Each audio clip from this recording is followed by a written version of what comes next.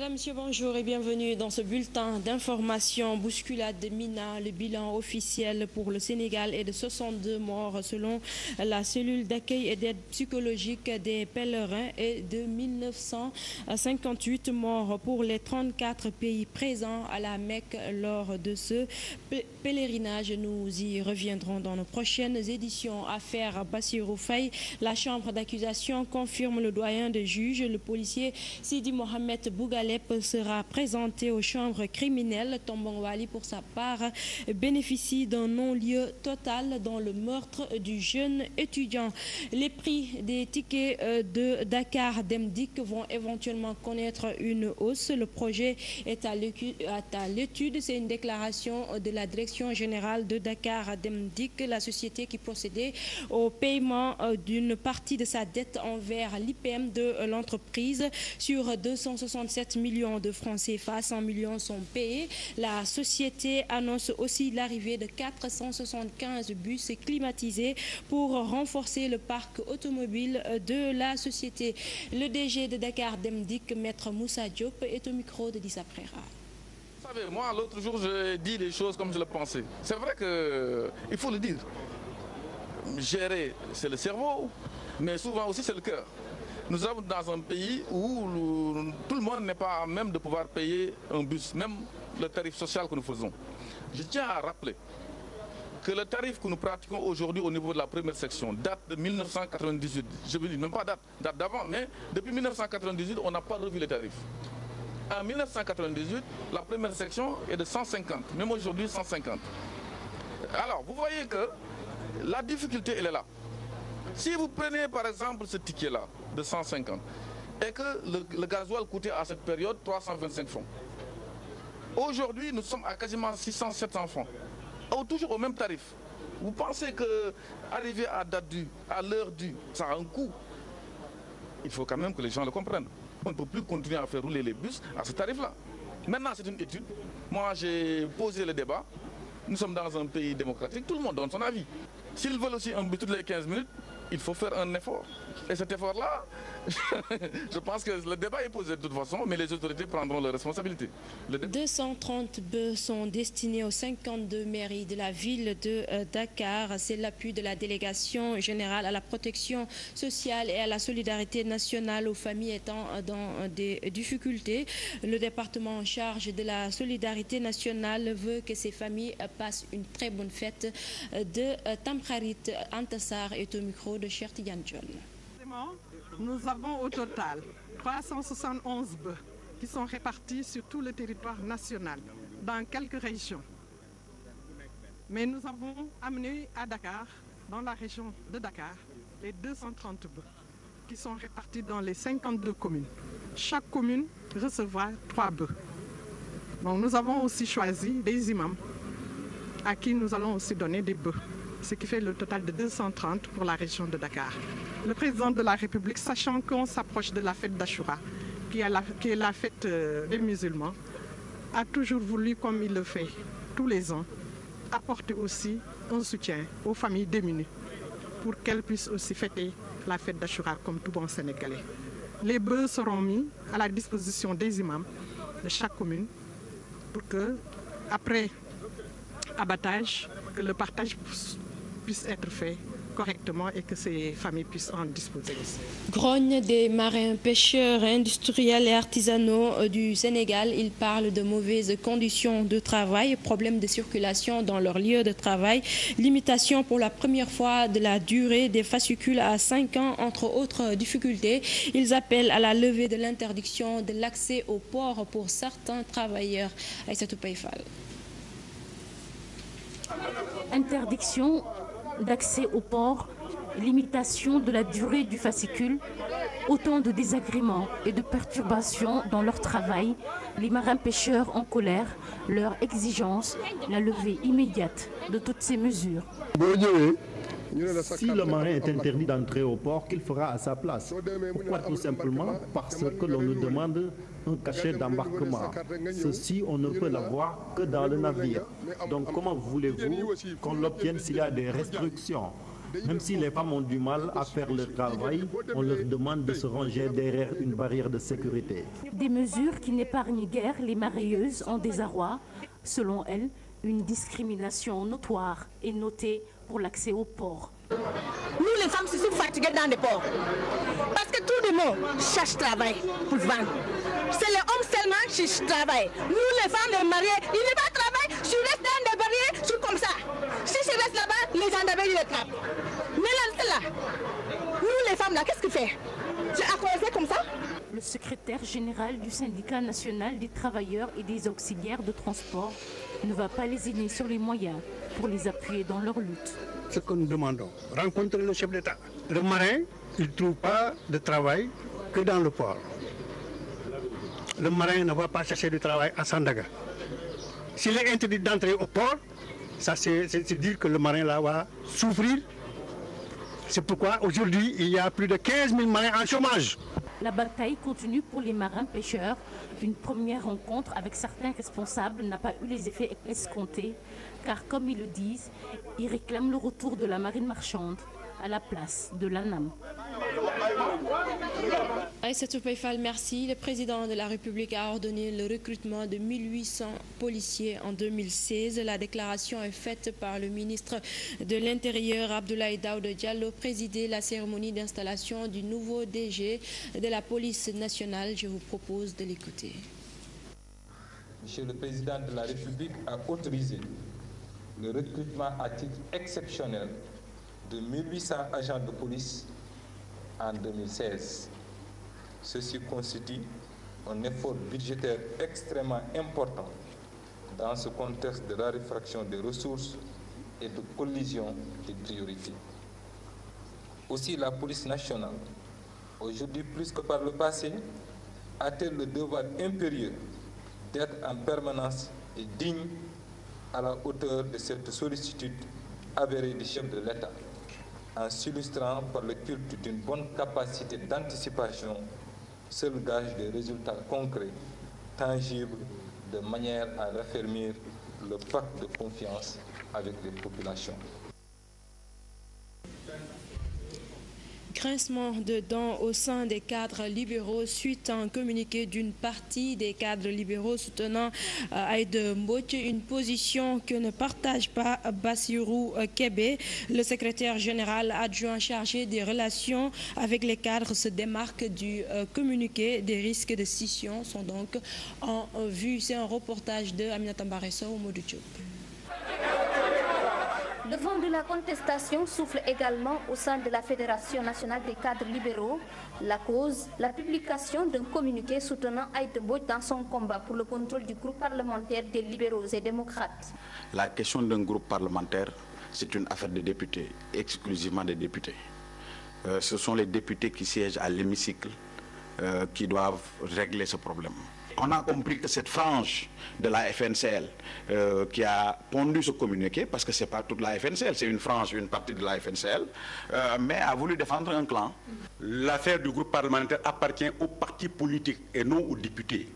Les députés n'ont pas été élus sur une liste uninominale.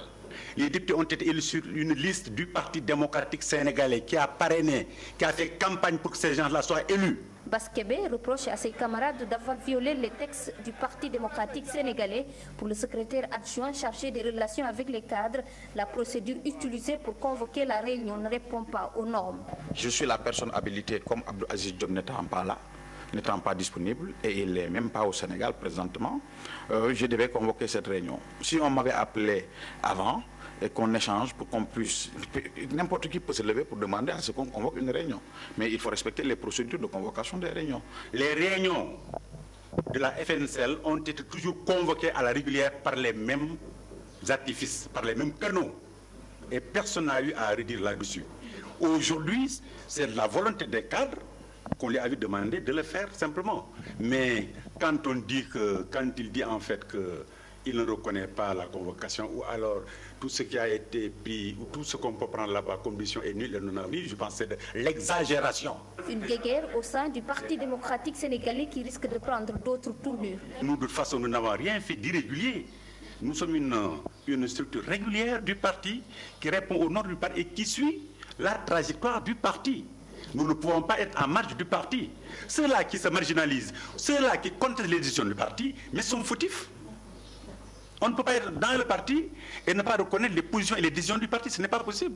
Nous n'avons pas aujourd'hui cette intention de détruire le parti, comme ils le disent.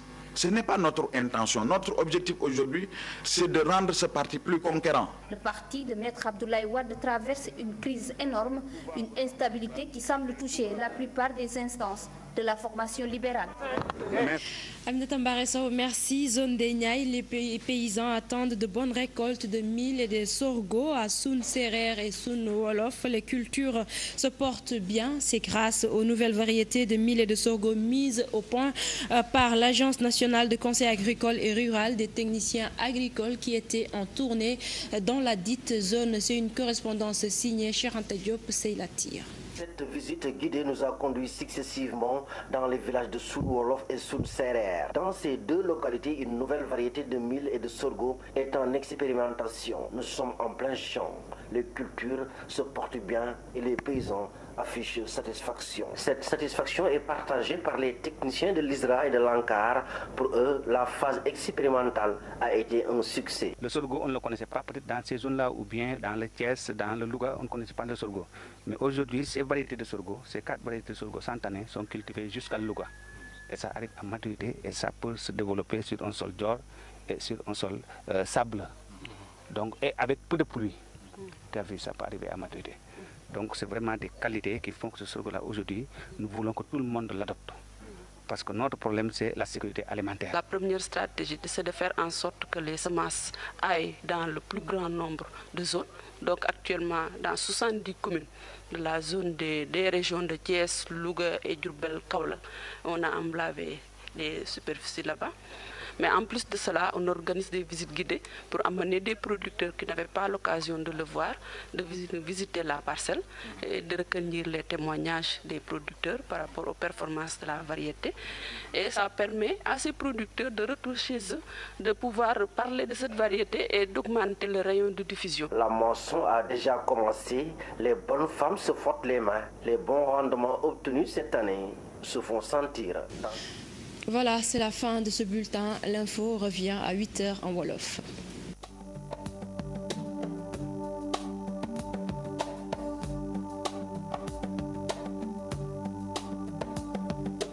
Merci Fatima. Nous remercions toute la rédaction. C'était le premier journal de ce mercredi matin, des infos qui vous ont été présentées sous forme de bulletin.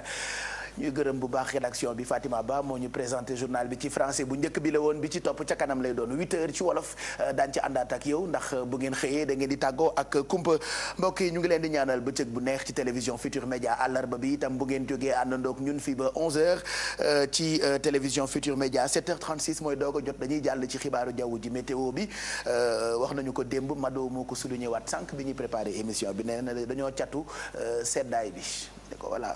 Pourtant je vous avais averti waxoon naa leen bu ko kenn tudd waaw mais bon yeewu nañu tey Fatima ak lu toll ci 26 degrés.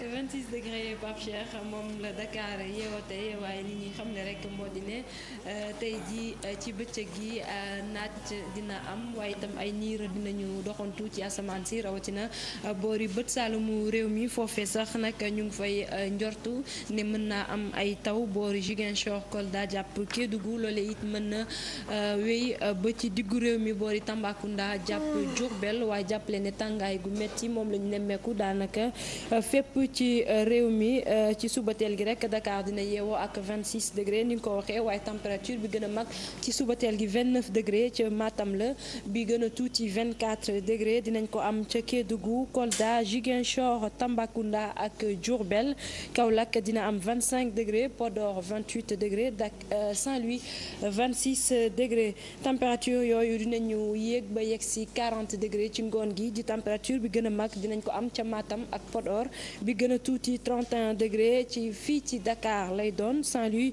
ci ngoon gi dina am 33 degré Linguère 39 degré Diourbel 36 degré Kaolack itam 36 degré Tambacounda 35 degré Ziguinchor ak Kolda 34 degré Kédougou 33 degré ñu wax ci marée yi géej gi nag yéegoon na ci guddi bi ñaari waxtu tegalee juróomi simili dina yéegaat itam ci ngoon bu ñetti waxtu jotee géej gi dina wàcc bu ci kanamee tuuti bu 8h tegalee 35 minutes dina wàccaat itam bu 20h tegalee juróom fukki simili ñu wax ci ñi nga xamante ni dañuy dem géej di wuti jën jàppale ni moment yu gën a am solo ci bëccëgu tey gi di diggante 5h45 jàpp 7h45 moment bi may wax ak yéen doon na moment bu am solo ci ñi wuti jën waaye itam bu ci ngoonee bu 18h11 diggante 18h11 jàpp 20h11 dina doon ay moment yu am solo ci nappkat yi jant bi nag moom fenk na ay simili ngi nii bi 7h tegalee ñaari simili ñu ngi yaakaar itam musoo bu juróom-benn waxtu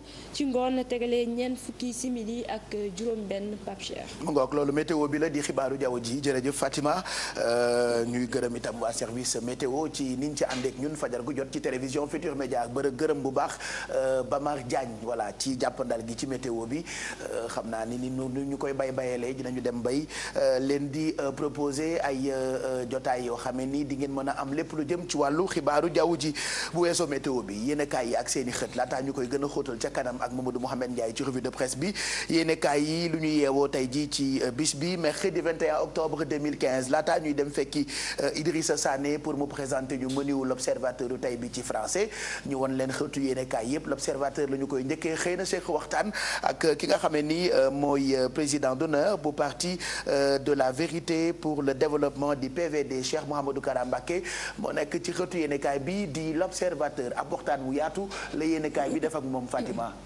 ab waxtaan bu yaatu la l'observateur sekk ak Serigne Modou Kara ni nga ko waxee Pape Cheikh ñu waxtaan ci pàcc yu bëri bokk na ci wala bokk li ci ëpp solo sax di wàllu politique di actualité itam nee na waxtaan ak Modou Diagne Fada li mu xamle moo di ne bu weesoo waar bi di mouvement bi nga xamante ne créé woon na ko jamono ji mi ngi waajal beneen mu nar ko duppee nag tool bi leneen loo xamante ne sëñ Modou Kara waxtaane na ko ak waa l'observateur di diggante ak président Macky Sall nee na lu am solo loo xamante ne ñu ngi koy waajal mu soxal ba tey suñu réew di Sénégal wax na itam ne président Macky Sall jafe-jafe yi nga xamante ne Abdoulaye Wade mi ngi koy dund du loo xamante ne gënal na ko. nan ngeen ko tuddee entretien exclusif à lire ci l'observateur bu tey bi am nay déclaration yu am solo yoo xamante ni moom Cheikh Mouhamadou Kara Mbacké def na ko ci yéenekaay bi d'ailleurs ñu ngi ciy ñëw léegi nii pour waxtaanee li nga xam ne bind nañu ko ci tey ci présentation wu menu bi ñu waxtaanee police ni démb yéenekaay yu bëri xëy nañu ak déclaration ki nga xamante ni mooy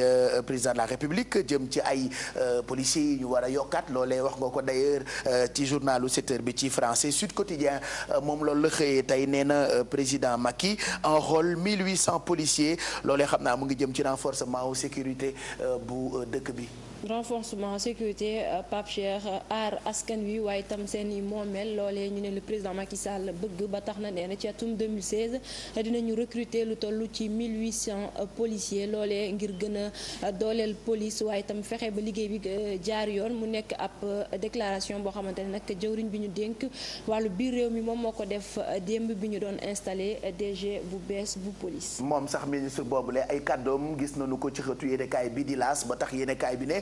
moom Abdoulaye Daouda Diallo ci management police mu ngi jox ay leçons ci ki nga xamee ni moom la ñu dénk police bi di voilà. Mal waaw di Omar Mal mi ñu dénk police bi démb jëwriñ bi ñu dénk wàllu biir réew mi di Abdoulaye Daouda Diallo daal dina rek ne xam ne am na ay qualité yu am solo yoo xamante ne gis nañ ko ci moom ba waral ñu tabb ko jox ko bile ndomba tànk li des kay léegi moo di fexe ba yaakaar bañ a tas maanaam li ñu yaakaaroon ci moom yépp mu daal di koy matale. fexe itam ba gën a dooleel police gën a rafetal deru police Pape Cheikh. ba ñu koy teg ca palaasam moom ki ñu dénk police te mu yees loolee ay règlement de compte la ñu ko tuddee ñu ngi koy liir ci xëtu yéenekaay bii di populaire règlement de compte policier.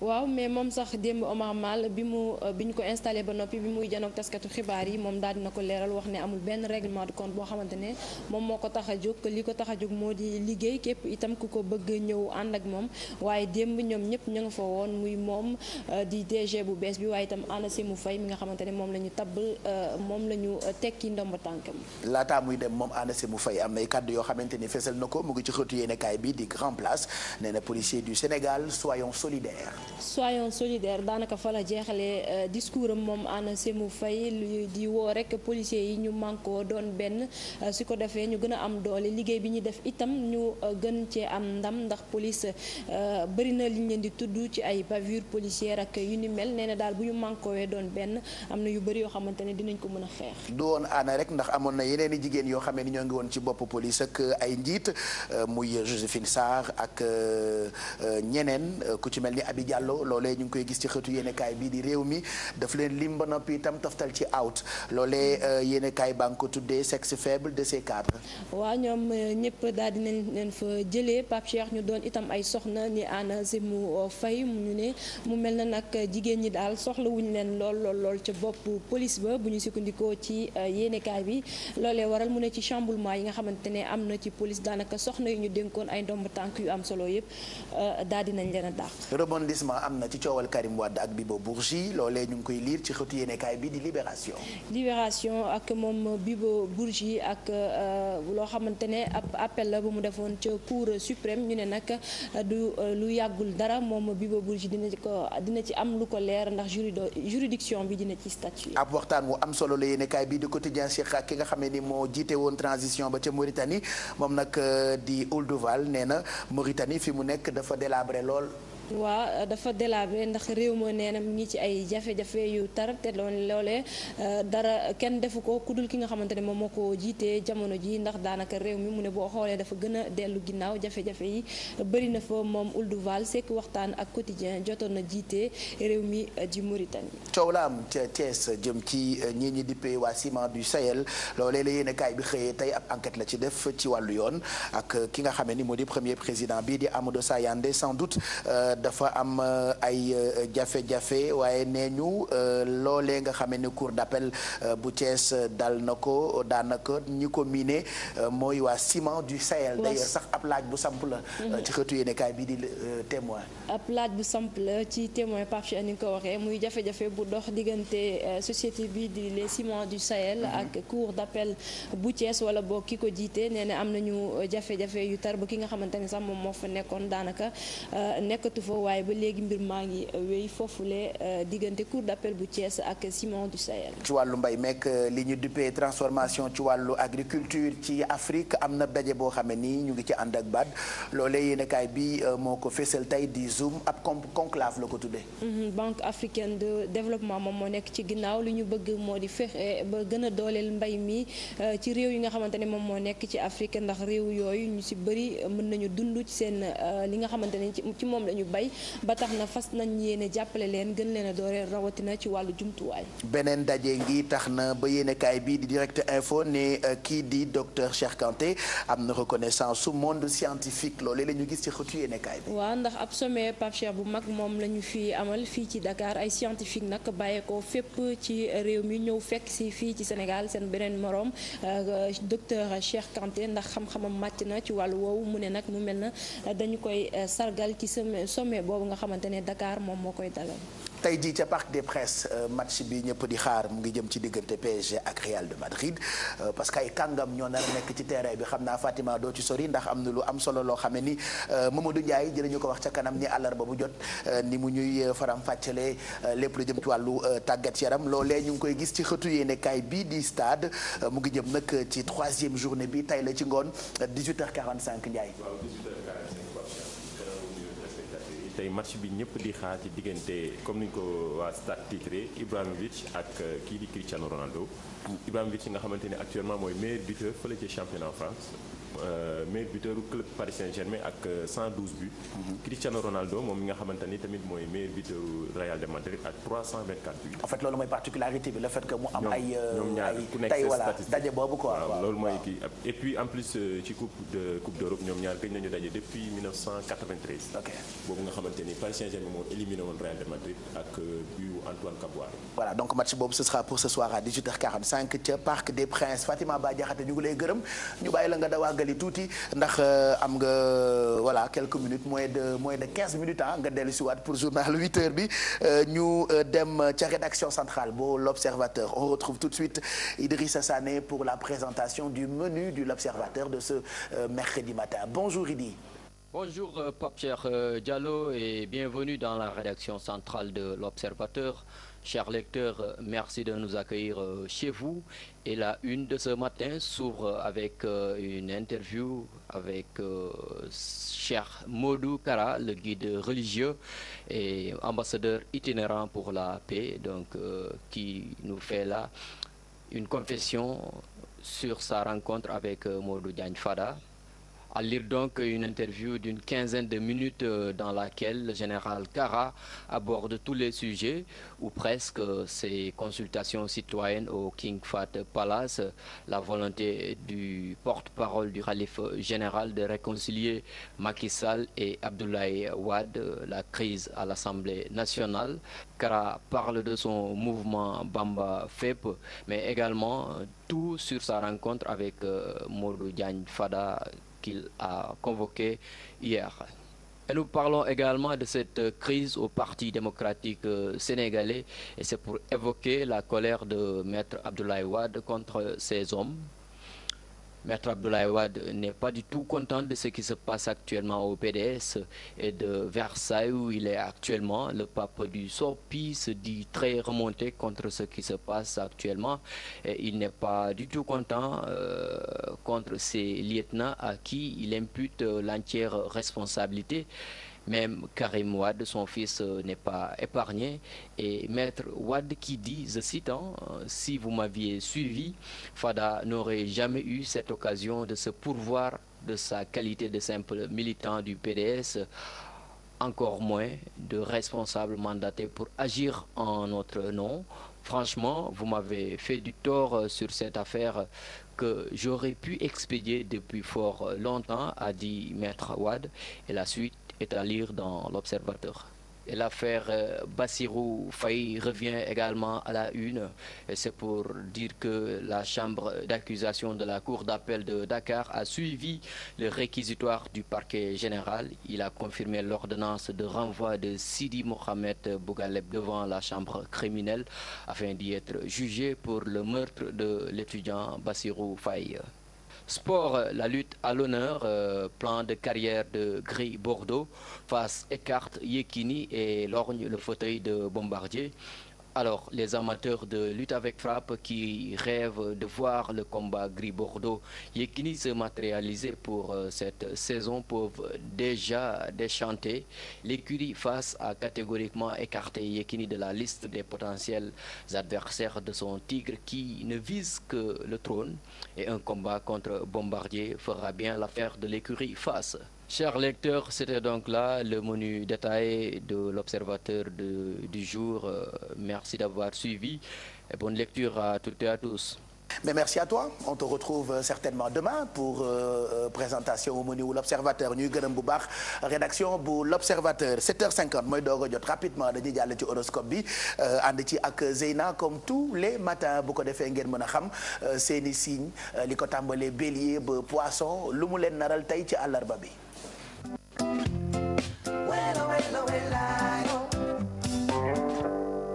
Ndeye bu naka suba si suba saa ngi nii mbaa jàmm nga fanaane jàmm rek waa kay Zeyna Pape Cheikh nuyu téléspectateurs yi ñuy seetaan fas yéene leen jox seen horoscope jour tey di mercredi 21 octobre 2015 ñu tàmbale ak bélier yi ñu ngi leen di wax ne nag depuis quelques jours seen partenaire wala seeni ay collaborateurs ñu ngi leen di solliciter pour laaj leen seeni ay avis nañ ci profité nag tey ji pour wax leen ñu reconsidérer place bi nga xamante ne am nañ ko ci seen biir vie ci seen biir dundo su fekkee ne seen partenaire la bu fekkee ne nag seen ay collaborateur la wala seen ay supérieur nañu fexe tey jii daal ba mën a am avancement ci seen biir liggéey lépp ci kaw waxtaan.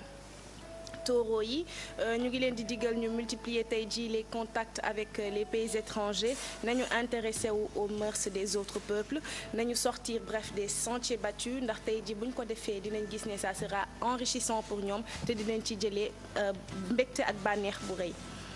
Gémeaux yi nag tey jii nee nañ leen dañu am le sourire au cœur te ils ont leur imagination en bandoulière tey jii nag nee nañ leen sûrement seen couple dina passer une nuit torride. Cancer yi nee nañ leen seen partenaire jamono ji kat dafa xaw a ronchon di leen chercher des poux dans la tête di leen andil ay jafe-jafe waaye loolu yëpp li ko waral du leen lu dul ne dañ leen soxla ci seen biir dund kon tey jii nañu accepter passer plus de temps à la maison yendoog moom en sa compagnie. Après Cancer yi ma ñëw ci Lion yi tey ñu ngi leen di wax ne ils ont tendance à bouder aujourd'hui waaye nag loolu bu mu leen empêcher ñu rester performants ci seen liggéey leur travail nag dans lequel ils gagnent à communiquer davantage. Vierge yi nee nañ leen tey jii kat dañu am l'âme d'un artiste wala d'un poète nañu jël kon le temps qu'il faut pour déglu seeni ay musique préférée te nañu mettre nag coucher sur la toile wala sur du papier seen imagination yi nga xamante ne ñu ngi koy am tey. Balance yi nag nee nañ leen grâce à seen autorité naturelle tey jii dinañ mën a faire valoir seen personnalité ak seen créativité nañu penser nag tout de même à accorder un peu de temps à leur famille. Scorpion yi nag nee nañ leen jamono ji tey jii bu ñu moytuwul dina am seen benn sœur wala seen benn frère boo xamante ne dina leen a soxla pour un problème particulier waaye dafa mel ni nag ñoom amuñu torop jot disponible ñu torop waaye nañu jël pause nag réfléchir xool naka la ñu mën a def ba dimbali nit kooku su ko defee rek ñu rappeler ko. Scorpion yi ma jàll ci Sagittaire yi nee nañ leen période bi nag c'est une excellente période pour que ñu mën a faire avancer seeni ay projets dajale seeni ay xarit ak seeni ay connaissances autour de projets communs ñu waxtaan ci nag mais dans un élan d'ouverture. Capricorne yi nee nañ leen c'est la période de l'année période bi la ñu mën a joxe le meilleur d'eux-mêmes sur le plan social kon lépp loo xamante ne pensée négative la nañ ko dàq seen xel nañu continuer à progresser. Verseau nee nañ leen su fekkee ne dañu ressentir ne dañu war a def le point dans le calme et le silence nañu accorder wu un peu de temps dem ressourcer wu dans un endroit calme boo xamante ne kenn du leen mën a déranger lu ci mel ni dem à la plage. ma pare nag ak poisson yi nee nañ leen nañu profiter de cette journée de solitude pour que ñu réfléchir méditer sur les remises en question yi nga xamante ne événements récents yi mujjee xew imposé nañ leen ko nañu fexe daal ba xalaat si bu baax a baax te ñu xool nag naka la ñuy def ba changer ak surtout lâcher prise nañu bàyyi di bëgg rek saay bu ñu màttee muy dagg nañ ci bàyyi xel bu baax a baax te jéem a soppi seen jikko.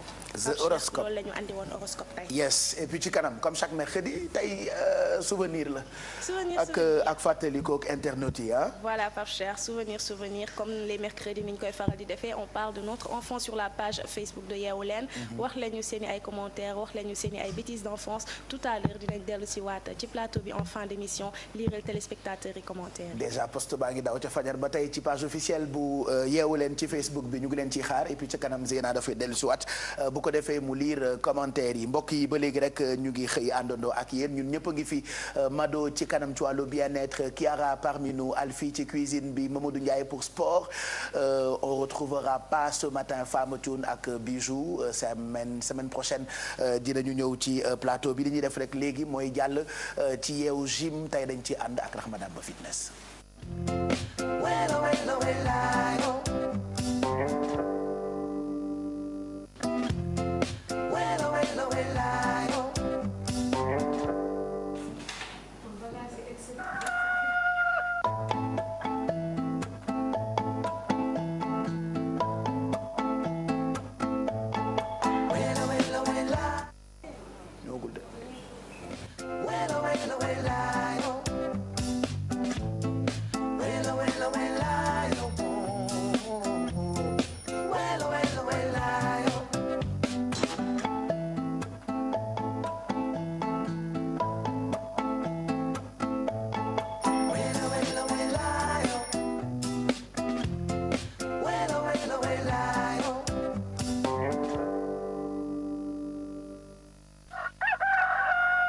Mais heureusement qu'il est là mais on le voit pas heureusement coach naka suba si démarrer leen directement balaa muy ñëw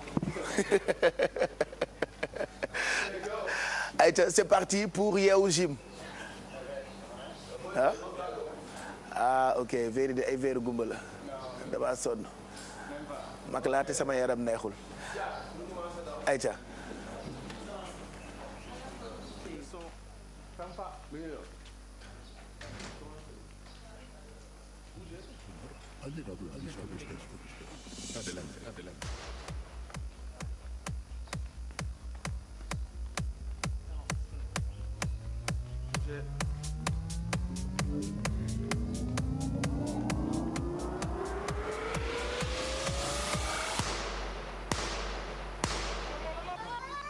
Live music.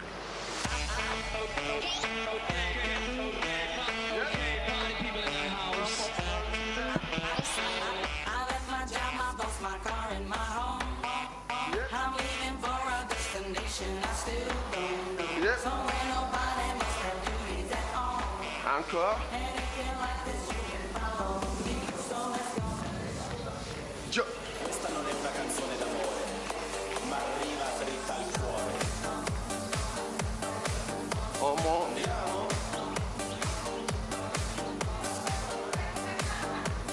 Yéen ñi nekk kër ga, même chose. On va réveiller tout le corps avant d'aller au boulot. Encore. On revient. Encore, Tim, come on.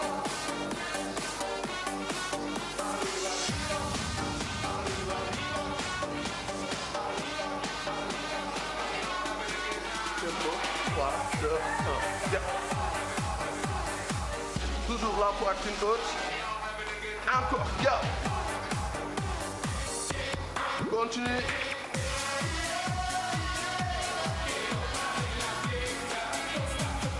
Yow mi ko mënul def, option. Come on. 3, 2, 1. Regarde-moi. Stop. Stop. Stop. Toujours les fesses loin derrière. Encore. Come on. 1, 2, go. Come on. Encore. Encore, Tim. Yow mi nekk kër ga. Option. Option. Option. Come on.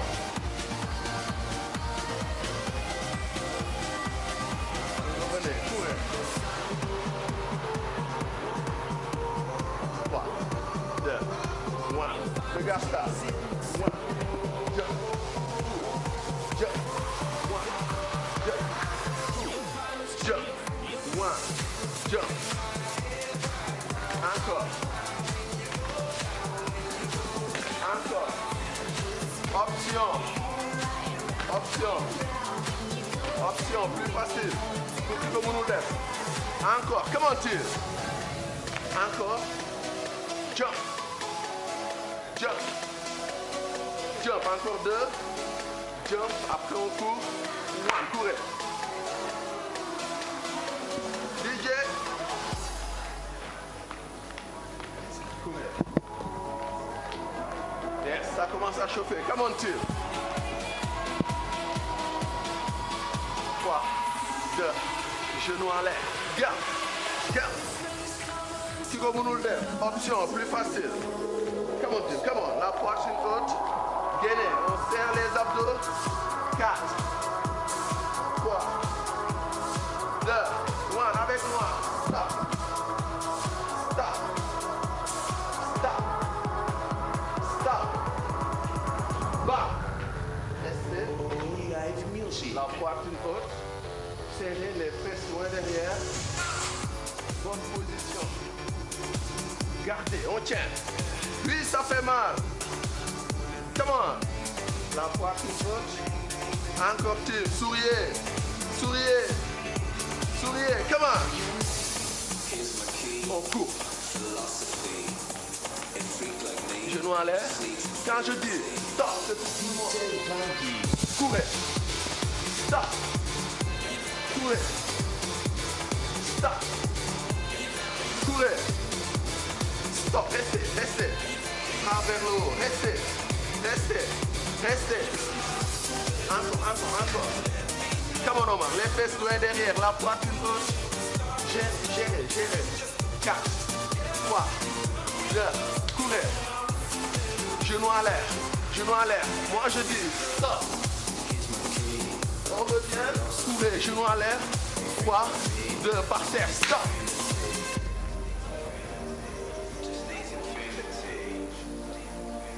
Relax. Take your time. Stand up. Courez, courez, courez, courez. Genou en l'air, genou en l'air, genou en l'air, genou en l'air. 3, 2, 1, stop, down. Pas de bombe, on reste. Fixe, fixe. On est là avec Rahma Damba Fitness. Team, stand up. Courez, courez, courez, courez, courez.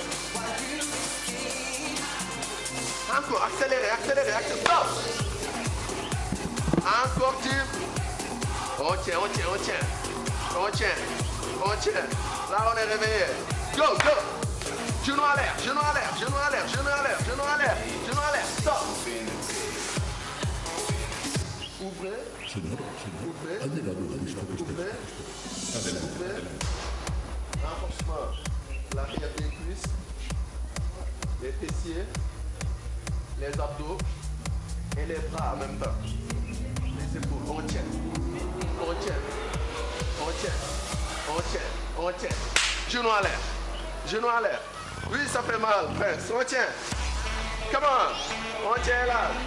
On tient madame. C'est presque fini. Genou à l'air. Genou à l'air. Genou à l'air. Pompe en bas. Stop. Stand up. Stop en bas. Stand up. Stop en bas. Stop, stop, stop, stop, stop, stop, stop. Oui, ça fait mal. On tient chez vous. Si ça ne va pas, mettez les genoux au sol. Stand up. Courez.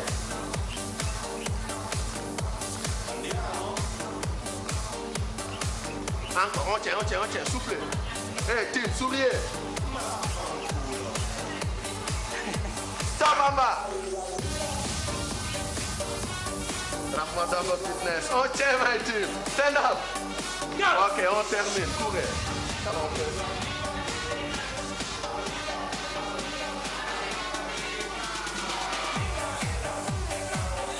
On termine avec ça.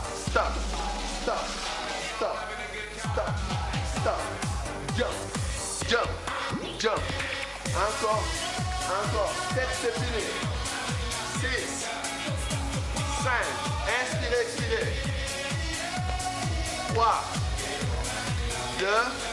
1. Stop sur place. Ouvrez. Ouvrez. Inspirez, inspirez, expirez. Poussez les fesses loin derrière. Tirez. J'ai entendu sentir des mouvements. On pousse loin derrière. L'arrière des jambes. On sent l'arrière des jambes. Encore. On descend. Dos droit. Bras vers le haut. 5, 4, 3, 2, 1.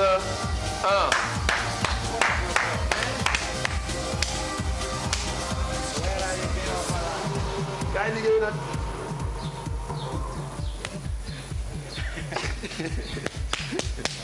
bëri doole. macha allah. non yaa ko bu doole kenn wax dëgg. on disconvient pas. xam nga man xam naa. xam nga. mais tu fermes la bouche. Je ferme la bouche. Tu ne parles pas. Tu ne parles pas. Tey je dis rien. Voilà. Tey je dis rien. Ok. Alors looy joxe comme conseil avant ngay dem Ousmane. léegi tey li may joxe conseil mooy. ngeen fexe am coach sportif su fekkee mën na nekk. C'est très important. waaw su ngeen mënee dem daw yi tranquillement. ngeen dem salle c'est important. ngeen dem salle c'est très important. Il y a des coachs professionnels au Sénégal. Merci Pape Cheikh. On a Rahma Damba Fitness, on a Olympic Club. Voilà. ok dee leen dem salle ngeen di suivre coach yi. il y a plein d'exercices yoo xamante ni dañ koy def anormalement di ko def n'importe quoi. on se blesse dem leen salle ñu expliquer rien que ngeen def fa quelque temps sax ngeen jël conseil yu baax après ngeen mën a demal seen bopp si c'est possible. sinon rester en salle daf lay motiver ça motive. en même temps li nga fay def di nga ko xam boo ñibbee di nga sentir ni tu t'es pas blessé.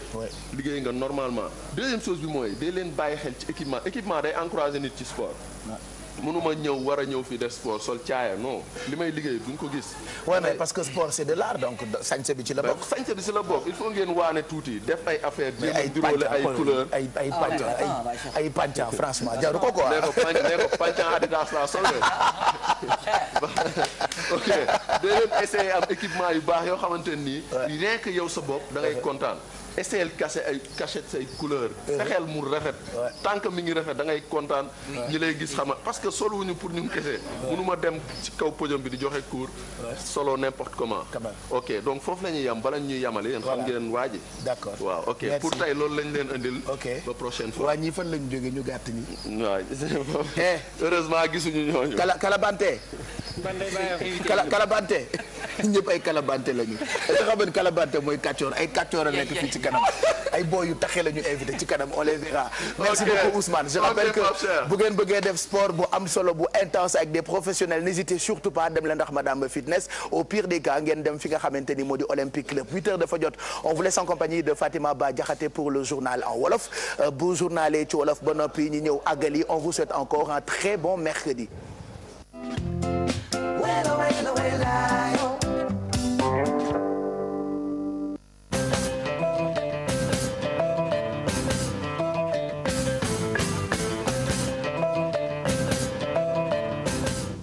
di rafetlu ànd beeg télévision Futur Média xibaar yi ñu doore kook bu xante bi amoon ca Mina bilan bi nag officiel ci réew mi nga xamante ne moom moo di Sénégal suñu réew juróom-benn fukki doomi aadama ak ñaar yoo xamante ne ñàkk nañ ci seen bakkan bu ñu sukkandikoo ci cellule d'accueil et d'aide psychologique des pèlerins bu ñu xoolee nag ñëpp ñi fa demoon foofule ca Makkatal mu karam ci pèlerinage ren bi daanaka jege na ñaari junni doomi aadama yoo xamante ne ñàkk nañ ci seen bakkan loolee di bilan officiel bi dinañ ci dikkaat ci suñu yeneen jotaay xibaar wàllu yoon ñu wax ci mbirum Bassirou Faye di étudiant bu ñu faatoon ci université Cheikh Anta Diop bu Ndakaaru chambre d'accusation nag daal dina dëggal li nga xamante ne moom la doyen des juges waxoon di Mao Sémou Diouf maanaam policier bi di Sidi Mohamed Bougaleb moom la ñu yóbbu ci assises yi ndax moom la ñu jàpp ne moom moo faat Bassirou Faye tombong waali nag moom léegi am na non-lieu total daanaka kenn toppewu ko dara ci faatub Bassirou Faye ñu wax ci wàllu dem bekk dikk bi ak Dakar dem dikk mi nga xamante ne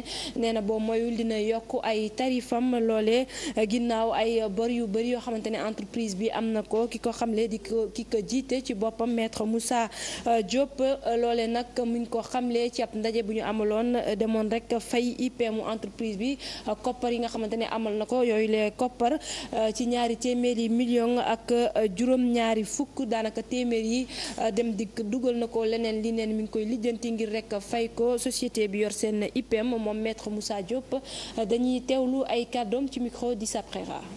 prix yi affaire tarif yi question bu sensible la dañu nekk ci dëkk boo xam ni foo laal day métti comme màgget la rek foo laal mu métti yëpp priorité la xam nga bu ñuy bàyyi prix bi à 150 francs 1998 la woon y a plus de cela 17 ans ou 20 ans temps yooyu gasoil 325 francs tey gasoil boobu di dawal bis bi presque 600 700 francs la te prix bi toog foofu rek xam nga tamit suñu bëggee lu baax il faut ñu def des moyens man pour moo di sama galagu na bi dem ñu wax jaay ko ci juróom mbokk donc c'est pour que nit ñi mu am bis toutes les 15 minutes y a un prix à payer y a un coût pour la ponctualité et surtout la régularité loolu posé naa débat bi xam ngeen du kooku damay décider parce que quand même c'est concessionnaire nañu service public état bi bu ñu considéré ni mën nañu dem foofu pour que sénégalais yi comprendre mais dafa laaj communication dafa laaj expliquer ñi ñi xam te loolu daañu ko def incha allah mais man bu doon sama sago sénégalais yi toog tamit xam ni bis bi bu paane pièce bu ñu koy jëndee prix bu ñu koy jaayee ticket yi jënd ko.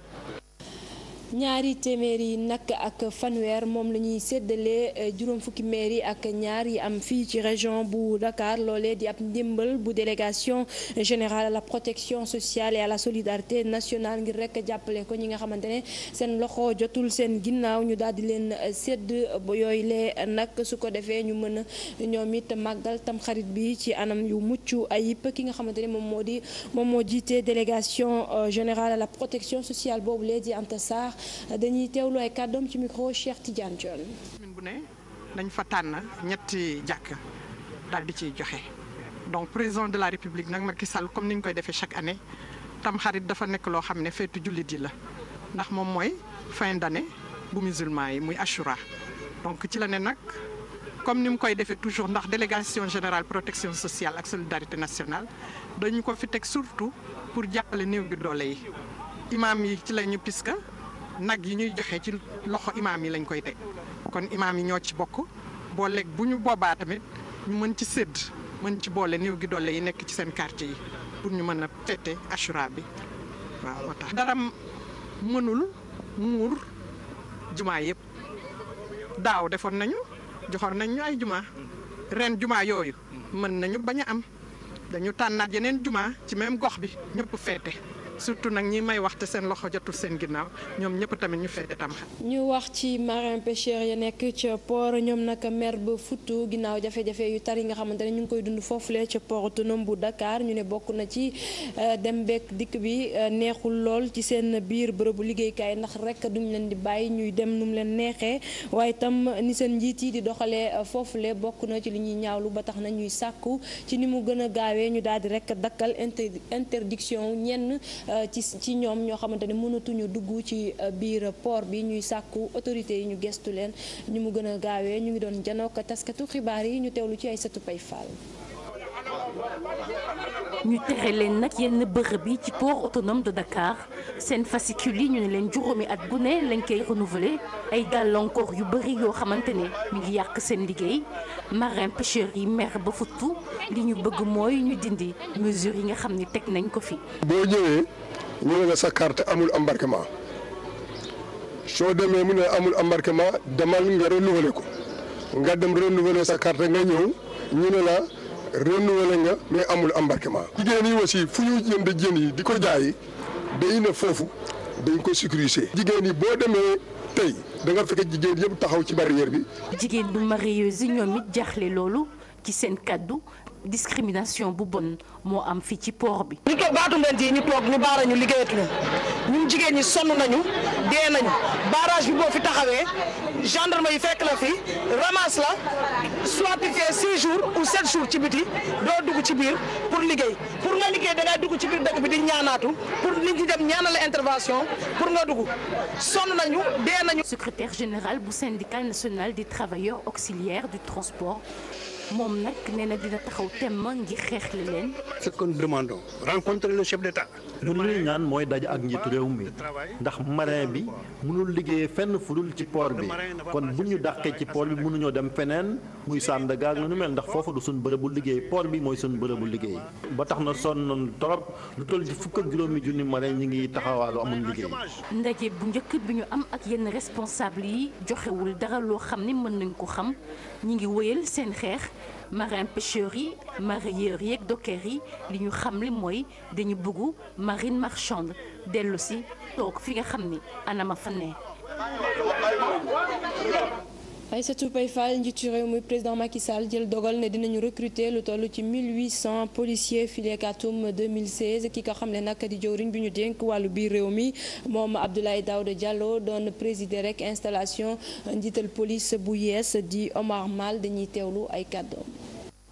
Monsieur le Président de la République a autorisé le recrutement à titre exceptionnel de 1800 agents de police.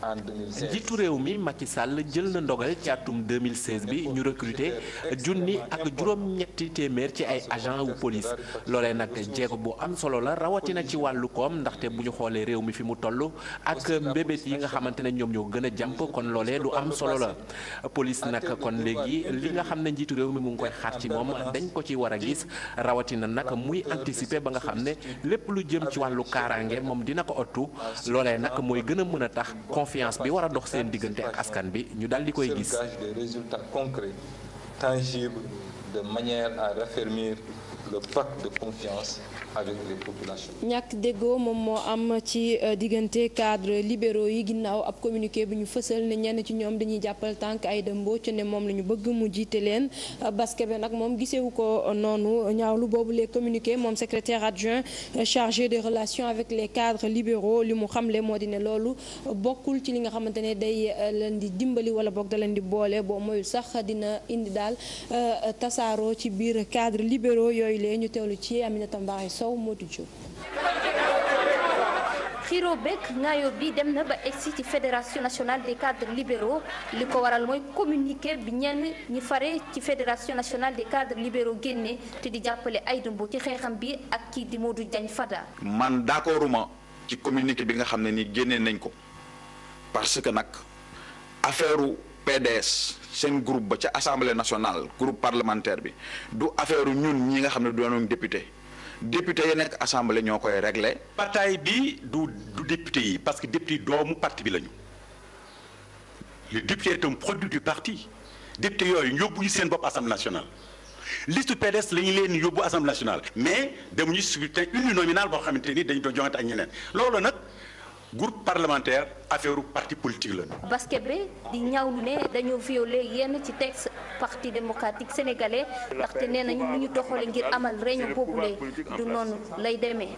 li ma jaaxal mooy dama toog Ziguinchor nekk mission jot message dimanche ci guddi boo xam ne ni ki nga xam ne maa ko daan wax ne ko convoqué moom moo envoyé message ma jot message boobu ñu ne.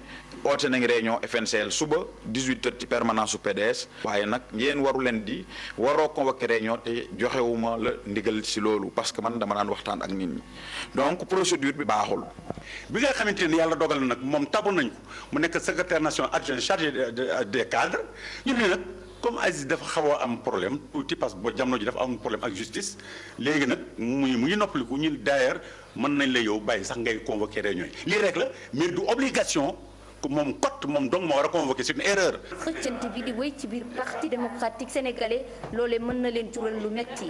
gis nañu fi Idrissa Seck tout puissant ak ñeneen fu ñu mujjee donc c'est pour dire que le PDS a une histoire donc du tey jii lii vraiment affaire bu ndaw ñu pour ñun ngelaw la. maanaam benn clan boo xam ne nii moo ànd ak Omar Sarr moom moo def communiqué pour naññ Fada ak jàppale Aïda Mbodj loolu moo am malheureusement te nag dafa am beneen clan boo xam ne ni aussi ñoom d'accorduñ ci mais man sama bopp danaa wax parce que man maa fa am légitimité pour wax waaye loolu li ma ci miti rek mooy FNCL maanaam kàngami parti bi waruñu far ak kenn. parti bu Maître Abdoulaye Wade nekk ci crise ñàkk déggoo mu mel ni kuréel yu bëri ci biir parti démocratique sénégalais la laal.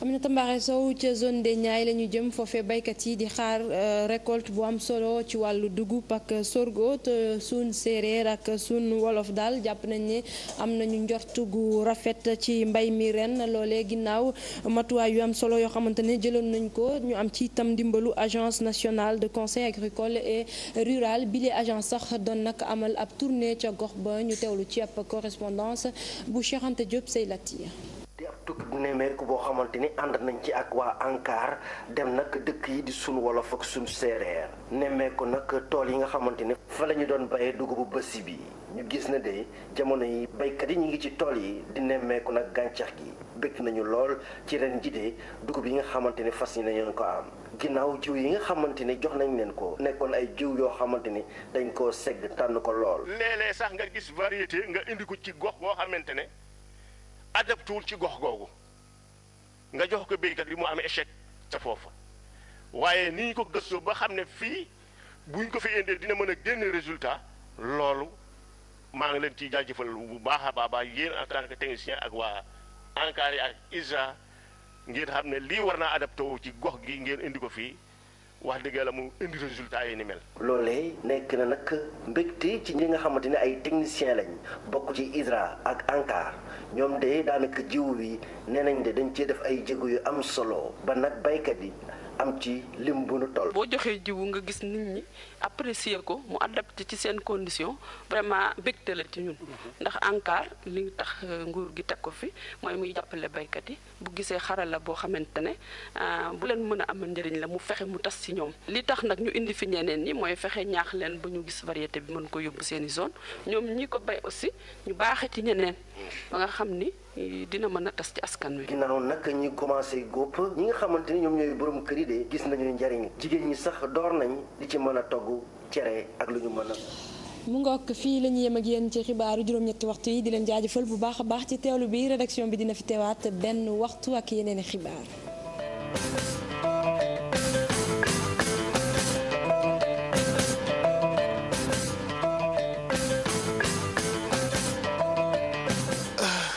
voilà merci Fatima Ba Diakhaté ñu ngi lay gërëm bu baax doon fudd waaw suba gi moom da ngay fudd ba 10 heures ndeysaan parce que yenn saa yi nga sonn yeewu suba teel c'est jamais évident mais bon bu dee am nga lu la motiver rek da ngay sant yàlla te yéen a ñuy motiver et on reste convaincu que ñun itam ñun ñoo leen di motiver bu ngeen xëyee fajar gi ngërëm ñeel rédaction bu télévision Futurs Médias comme ni ko Fatima Ba Diakhaté waxee ca kanam ci diggu bëccëg bi daañu àndaat ak ñoom ci yeneen i xibaar fàttaliwaat leen ni itam mën ngeen di yër suñu site internet bi nga xamee ni moo di igfm.sn bu ko defee ngeen di tàggoo ak kumpa li ñu def rek mooy fekki suñu correspondant yi tey nag ni ñu koy defee fu ñu journalé 8h ba noppi dañuy dem Kolda nag dëkk bu riche boobulee comme ni ma koy faral di waxee ni 14 régions yi ci Sénégal yëpp suñu correspondant yaa nga fa tey dañuy dem fekki Abdoulaye Diallo mooy suñu correspondant permanent foofu ca Kolda Abdoulaye ñu ngi lay nuyu mbaa jàmm nga fanaane waaw alhamdulilah parfait ci jàmm rek la ñu fanaane fii ci diwaanu Fuladu. macha allah naka Fuladu mbaa mu ngi neex rek. waaw Fuladu daal waaw fu mu toll nii daal mu ngi neex de. mais gëj nga Dakar ah Abdoulaye. bon tuuti rek ah. tuuti rek ah. waaw tuuti rek laa gëj Dakar quoi. d'accord lu ñu mën a jàpp ci ay xibaar foofu ca Kolda Abdoulaye. waaw Pape Cheikh ci wàllu xibaar yi daal. dama koy tàmbale ci mboolem taskat xibaar yu diwaanu Kolda ak ci Sédhiou te bokk ci kuréel bu ñu duppee union des radios associatives et communautaires. waaw maanaam waa rajo communautaire ñoo daal di daje fii ci Kolda. ngir amal fi ab leel bu ñaari fan di ndaje boo xam ne wàllu jàmm maanaam paix et non violence la ñu doon waxtaanee. ci seen i kaddu dañoo gis ne diwaanu Casamance bari na lu mu seq ay frontières ak yeneen réew. dëgg la te léeg-léeg te yooyu frontière daanaka wàllu kaaraange gi.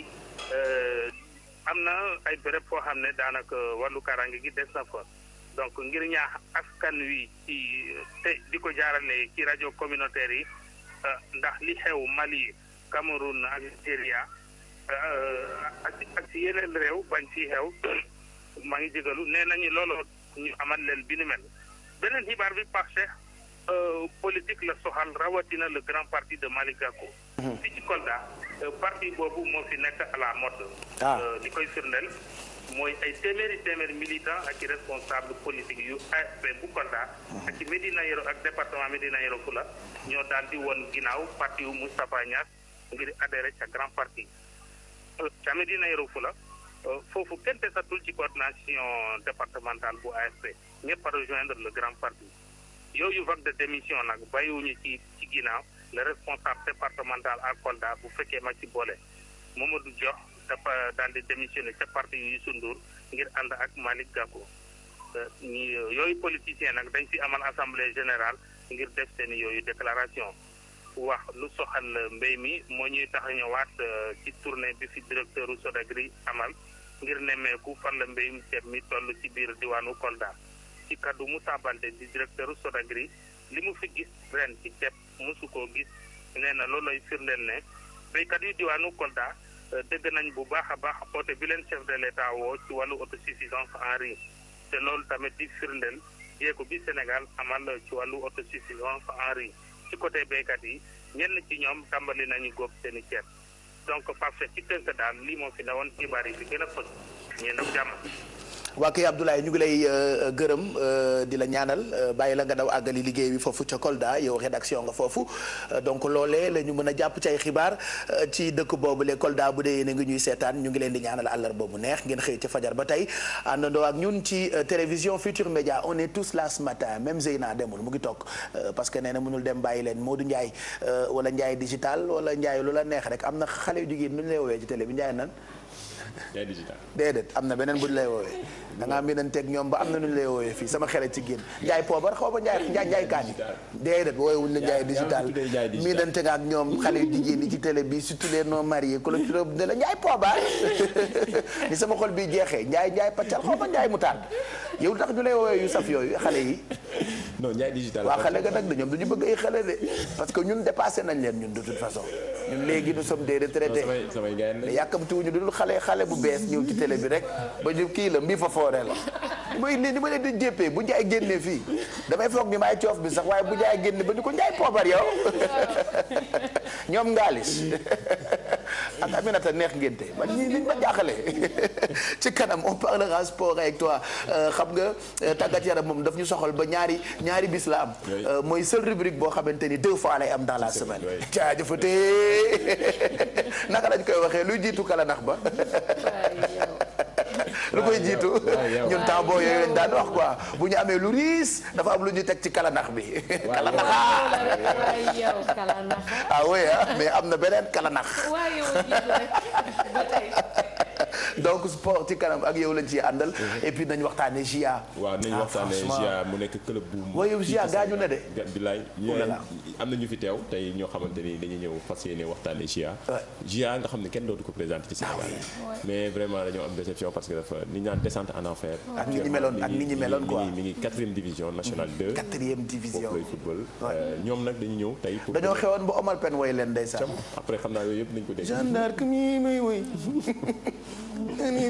su ko mënoona te Omar Pène kat bi woy kenn du xam li muy wax ku xam lu muy wax foofu gendarme mi may woy lan la ciy wax la ca des nag moom wax dëgg yàlla Papa Demel Diop su ko mënoona am musul way ba ñu xam li muy wax mais ay wayam dafay neex donc Jeanne d'Arc dafa xewoon ba am seen hymne même Jaraaf c'était comme ça à l'époque après finalement on se rend compte au fur et à mesure jamono yi di dox équipe yi di gën di dellu ginnaaw bu njëkk ba derby Sénégal Jaraaf Jeanne d'Arc je me rappelle ñi ngi nekkoon ay xale yu ndaw nekk ci kër yi à chaque fois ngay dégg ñu ñëpp di préparé wu foo leen jëm ñu naan dañuy dem stade cette année derby Sénégal mooy Jeanne d'Arc ak waa Jaraaf loolu nag ñun génération yi ñun ñi nga xamante ni temps yi yëpp ñi ngi dernières années yi ñi ngi seetaan championnat bi gëj nañ ko gis amatul presque ndaxte depuis boobu GIA dafa suux mi ngi 4e division temps yi yëpp depuis 2012 mi ngi wàcc te day gën di wàcc xam naa loolu tax tey waa Jeanne d'Arc yi ñëw ok dinañ ñëw ci plateau bi ci kanam comme ça ñu waxtaan ak ñoom Chiara on t'a attendu hier mais heureusement que tu es là ce matin pour parmi nous. Voilà, on a changé de jour, mais on est toujours là. Alors, aujourd'hui... Comment vas-tu? Je vais très bien. Super. Oui, tu vois pas, je suis un peu comme ravissante, ça. Comme d'habitude. C'est moitié de la semaine. Et non, aujourd'hui, j'ai une petite surprise. On va terminer la série des reportages qui concernaient la polygamie. Comme on a vu, polygamie, c'est plusieurs. Hein. Polygynie, c'est quand un homme a le droit à marier plusieurs femmes. Et aujourd'hui, on va découvrir c'est quoi la polyandrie. Donc, quand une femme a le droit de marier plusieurs maris, on va voir où c'est légal et les sociétés qui tolèrent ça. Et après, je vais te présenter mon ñaareel. D'accord. En tout cas, on ne tolère pas ça ici au Sénégal. Une femme ne peut pas avoir une ou deux femmes. Voilà. Donc, polyandrie, le ñu ko tuddee mooy sujet Chiara mi nekk parmi nous. Et puis Mado pour bien-être ñu ngi jëm ci Tamxarit. Tamxarit nag buñ ca jëmee am nañu ay aada waaye dafa am yoo xamante ni diine wax na ko ci te xam naa di nga ci ñëw. balaa yi ci diine wax am na yoo xamante ni aada ko wax. Effectivement Pape Cheikh maa ngi nuyu mbokku téléspectateurs yi tey dañuy delluwaat tuuti rek comme ni nga ko waxee di fàttali ko li nga xamante ne maam yi daanoon nañ ko def nga tuddee ko aada comme ni nga ko waxee. bi ñaareel yi di dem di jëli seen reeru Tamxarit. tango ay dëpp bool ak bàyyi tere ci kaw wala tusngal sax donc maanaam daal tey yooyu dinañ ko waxtaanee tuuti fàttaliku démb. d'accord donc ci kanam lay nekk ci wàllu bien-être ak Tamxarit bi ñuy préparé Alfie Bavaroise. Bonjour Pape Cheikh. Bonjour Alfie. Bonjour ñi ci seetaan Pape Cheikh donc tey xam naa du ma dem ci cere ji dama koy bàyyi ak Mado. donc je vais plutôt réaliser une crème bavaroise. crème bavaroise. waaw mu nekk ci benn mu bokk ci classique pâtisserie française très connue. donc tey xale yi laay bëggal dama leen defal ay gâteaux yoo xam ne mën nañu ko utiliser pour réaliser seen ay gâteaux d'anniversaire. ça peut servir de base. pour réaliser un gâteau d'anniversaire. kon daal tey da ngay crème. tey damay crème. je dis crème. ku bëgg a gis crème de bu yaboo ko concentré wu ci Alfie dina crème ba crème. Pape Cheikh ma dama yaakaaroon ni tour bavarois mooy comme ce championnat bi Bundesliga. Bayern bi xam na les bavarois lañ leen wax. je pensais que c'est allemand quoi. Bavarois ça signifie crème. Oui, comme ni ko Pape Cheikh waxee. Voilà. Crème la moi je pense que c'est une crème qui est née en Suisse. En Suisse tout à fait. c'est né en Suisse mais français yi ñu ko gën a exploité. c'est l'une des seules choses bu ma xam ci affaire lekk ak origine. ah ouais waaw j'adore ça en fait. c'est bien c'est bien crème bavaroise. c'est une crème bavaroise boo xam ne mën nga ci def ay fruits. ay associés de fruits xam naa xam nga ci am na yeneen yu baax yoo xamante ni mën nga ko cee def. xam nga ci dara yaa ma gën a xam waxal yow xam nga. bañ a xam. apéro yeeg yu baax yooyu.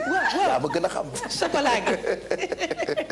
puisque nous sommes des millionnaires du dimanche. on se retrouve entre millionnaires souvent les dimanches. di def suñuy apéro suñuy baax yu riis ah Zeyna yaa bëgg a xam.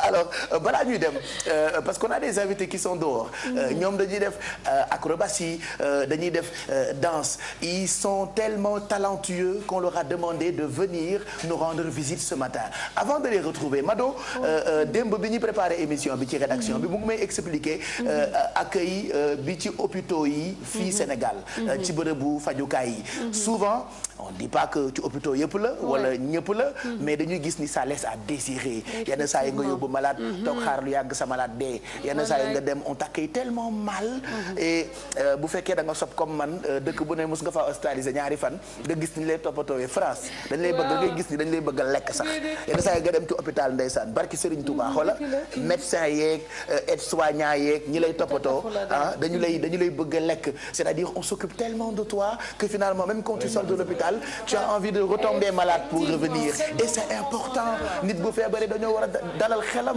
et hier tu m'as frappé quand tu as parlé de ça. effectivement Pape Cheikh comme ni nga ko waxee l'accueil daal au milieu hospitalier dafa nekk lenn loo xamante ne c'est très important. mais wax nga ko c'est pas peut-être dans tous les hôpitaux mais peut-être ñiy ñaxtu. moo ëpp te donc je pense que jot na léegi ñu gën a améliorer li nga xamante ne moom moo di accueil. mais nga feebar ba tubaab bu riis bu silvissé nekk xale yàlla bu mu nekk stagiaire première année ci hôpital bi ñëw na leen ça va. léegi monsieur Diallo comment allez-vous. di la topp ça va yenn saa yi ma muura ça va pas du tout oh là là ça va tu es en vacances en France. mais t'es poupée. monsieur Diallo alors on va diagnostiquer nga daal di si silettement bi ñu jël bu affaire boobu ñuy teg fii yenn saa yi ma ne ko demal gauche tout lambal sein droite bi yooyu laa koy wax de ma ne ko un peu à droite à part un peu ici. ça va tu ressens rien ici ma ne ko non essaie l'autre et ici tu ressens rien monsieur Diallo et c'est-à-dire bu doon da nga am taab sax wala putantaan da ngay bëgg a dem hospitalisé moo tax il faut bien occupez-vous de nos malades quand même. Pape Cheikh mooy li nga wax c'est très important gis nga accueil bu baax ci milieu hospitalier mën na constituer li nga xamante ne moom moo di moitié guérison bi parce que da ngay dem niñ lay tatafoo wala toppatoo la maanaam feebar bi nga yóbboon xaaj bi wàññeeku na sa xel man ne mos naa ànd kuy waaj a wasin xam nga damaa bëri copine bu ñu yeggee ci hôpital ba fab bi na ko dimbali ñu bàyyi sa yoo xëy yow du yoon fekk mu ngi doon bëgg a dee effectivement bon je sais pas quoi. c'est déplorable vraiment. donc vraiment il faudrait que waaw ñu accueil yi gën a baax quoi. comme tu dis tu sais en France. ñoom dañuy def sax ay formation ci loolu. def ay formation d'accueil. comment accueillir et puis accueil ci partout la que ce soit dans les milieux hospitaliers ak fu mu munti doon. accueil bi déjà moom mooy base bi. ba tax na boo ñëwee sa xel day dal. ba li ci des nag donc je pense que day fluide. man de xam nga dama ragal piqûre ki ma ci mujjee piqûre moom dafa ma nax ba piqûre ma ça fera pas mal. non t'inquiète surtout pas ça fera pas mal. oui c'est déplorable comme ni nga ko waxee presque wax nga ko sànq mais li gën a am solo Mado wax nga ko mooy formation bi dafa am solo te ñun parfois c'est contradictoire par rapport à notre société parce que sunu société sénégalaise à chaque fois ñun boo dugg see ci kër dañ lay même bu fekkee xamoo fa kenn su ma ñëwoon tey kër Pape Cheikh dañ lay dalal mais ci hôpitaux yi nga gis le contraire vraiment dafa nekk loo xam c'est contradictoire par rapport à notre société moo tax ñun loolu nag kii bu am solo la parce que à chaque fois da ngay gis ci hôpitaux yi boo demee nga dend ak nit rek wala même bu dul yow noo def sur 10 personnes dina am 7 personnes yoo xam ne loolu la ñuy situation yooyu la ñuy def te loolu nag vraiment formation bu war la ñuy gën di dalal xelu malade yi bu ñu ñëwee loolu rek dina wàññi bu baax feebar. Qu'est-ce que tu en penses Chiara les accueils dans les hôpitaux? Moi je pense que ça dépend quand même des hôpitaux aux hôpitaux parce qu'on peut aller même dans la clinique privée la meilleure mais être traité très mal et aller dans un poste de santé trouver quelqu'un ici au Sénégal qui est bien mais sinon ici on liquide souvent avec massa. Effectivement donc ce qu'on va faire rek Pape Cheikh ñu dem xooli élément bi nga xamante ne jagleel nañ ko ci affaire amélioration sax li nga xamante ne moom moo di accueil ci biir milieu hospitalier. jaaxle yaakaar gu tas dem sax bay bëgg a xàddi waaye jëfandiku yi ay waxtu la ñuy toog ci banc yi di xaar ab docteur wala boog bëgg a jot analyse dalal ba ci biir kër docteur yi. doon lu jafe. da ngay retardé wu doo xam foo jëm doo am indication baax wala kenn ñëw jiital la yóbbu ni la defal fii ak fii te loolu du ci am dañ naan la demal rek ngay tax di wër di tañaxu. boo jógee 4 heures du matin sa kër nga ñëw fii boo ñëwee fii du ñu xëy si teel da ngay toog bay bugg a dee. da ngay tas rek ni sax nga yor sa këyit nga ne ko xoolal ma mu ne la demal ci biir damaa yàkkamti. pour ma gis sax kii dafa sama loxo sax damay am nga dënkanti problème fu ne damay jógee bés bu nekk damay jógee jëm ñaañu di ñëw fii mais sama loxo bi daal kenn du ko laal. nekkinu yenn agent yi itam ñu ñaawlu ko. ñu ci bëri docteur yi nga fi gis yëpp am nañu ay clinique bu ñu ñëwee fii tuuti lañ fi nekk ñu daw dem ne bare na ñu dem seen clinique ñu bàyyi fi maladie ñibbi ñu lay fay fii ngay dem di fay sa clinique loolu du yoon. dafa am marché noir bu fi nekk si biir di fi nekk moo raw Sandaga am na ñoo xam ne boo yoroon léegi benn 10 000 francs léegi ñu boole lax médecin boo bëgg a gis. temps ñun dañ ciy bàyyi xel di contrôler di xool extra léegi nag li ci des mooy également lancer un message pour que malades yi ñëw ci hôpital bi itam ñu xam fi ñuy jaar xam fi ñuy fayee ñu xam ne bu ñu fayee feneen fudul ci kees gi rek vraiment may nañ seen xaalis keneen. beneen jafe-jafe bokk na ci ñàkk jàng gi ndax ñu ëpp ñu ñëw ci l'hôpital dañuy am jafe-jafe wax nasaraan. da ngay gis benn mag moo xam ne mënul bind turam déggul tubaab mu ñëw fekk fi benn ñag boo xam ne déggul olof mais ñoom ñaar nan lañ mën a waxtaanee. dalal bu metti lool fekk si am paju muy laaj xaalis bu bari. tey jii bi may ñëw suba indi naa 100 000 te li ci des presque 30 000 li ci des te garab yi jeex pareegul. kër gi jiite kër docteur yi ci Sénégal di dalal xel yi ne lépp daañu ko defaraat ci loolee sax daañu xeex yenn bàyyi ndiku gi gën a tàggat mboolem képp koo xamante ni yaa ngi yëngu ci wàllu accueil. ñu ngi ci gërëm Fatou Kiné Deme ci gëstu boobu la nga xam ne ni ab dossier la bu ñu jagleel lépp lu jëm ci wàllu wér-gu-yaram donc ci idée wu Mado on a eu quand même l'idée de remontrer ça aux téléspectateurs parce que souvent dañu am problème bu ñu demee ci hôpitaux yi ak accueil bu bon. effectivement Pape Cheikh comme ni nga ko waxee rek ndax boo déglu ci njeextalu élément bi rek waxal nañ ko. nee nañ donc il faut que nit yi di faral di dem di tàggati seen bopp maanaam def ay formation yoo xamante ne dina leen mën a dimbali. comme ça accueil bi gën a yomb ndax comme on dit tout le temps naan accueillir une personne dans un milieu hospitalier dafay gën a favoriser li nga xamante ne moom moo di prise en charge bi te da koy gën a yombal. et puis am na yenn comportement yoo xamante ni sax dafay yokk nit ki gën a feebar ba pare du ci hôpitaux yi rek xam naa nañ defaat beneen gëstu ci accueil fii Sénégal des fois nga dem ci bërëb yoo xamante ni ñoom ñooy soxla nit ñi mais on t'accueille tellement mal et ils sont d'une incorrection hyper extraordinaire. et même parfois quelle phrase que la personne je te jure excitation xamoo ko qui porte des talons moom la ñuy gën a fulaal que ki nga xamante ne dafa sol benn décontracté c'est dommage. man je pense que dafa am ay liggéey yoo xamante ne du ñëpp ñoo ko mën a def. bu fekkee ne sax am nga formation bi. sa liggéey mën nga ko. dafa am loo xamante ne foog mu nekk ci yow. parce que kuy liggéey ci Sénégal mënuñu accueil de. Sénégal ak ñoo ñàkk kersa ci accueil. mënuñu ko de. mënuñu ko lu nekk ngay gis ci hôpitaux yi. ah oui te war nañu ko mën waaw. c'est ce que Ndiaye a dit tout de suite. ak lii suñu particularité réew nga xamante ni comme on dit pays de teranga terle defante yu baax waxante yu baax jàmm sante masla et tout ça donc bu ñu ko gisul ci yenn bërëb yi daf ñu naqari quoi donc ñu ngi quand même gërëm ñi nga xamante ni xam nañu seen bopp bay accueillir bu baax surtout ci bërëbu fajukaay yooyu la oui vas-y. Je voulais te dire une chose. En Italie par exemple il y a un service que pour moi ça peut être intéressant comme idée aussi pour le Sénégal parce qu'il y a un service de volontaires donc de gens qui s'offrent qui vont dans les hôpitaux qui tient compagnie aux malades. Donc il y a des malades qui n'ont pas par exemple de famille qui ont eu des accidents donc ils sont là ils parlent avec les malades ils leur font de la compagnie et ils les aident donc c'est toute une série de personnes qui s'offrent qui ne sont pas payées et par exemple des gens qui sont à la retraite et qui passent du temps avec les malades donc ça pourrait être une bonne idée pour les gens qui ont envie de faire du bien. oui loolu bonne idée la ah. yow dañoo pare nii xamoo leen. léegi nga dem resto Pape war a lekk ki lay servir di mer. oulala oui. ça arrive ah ça arrive un beau jour sec. c'est dommage ah. loolu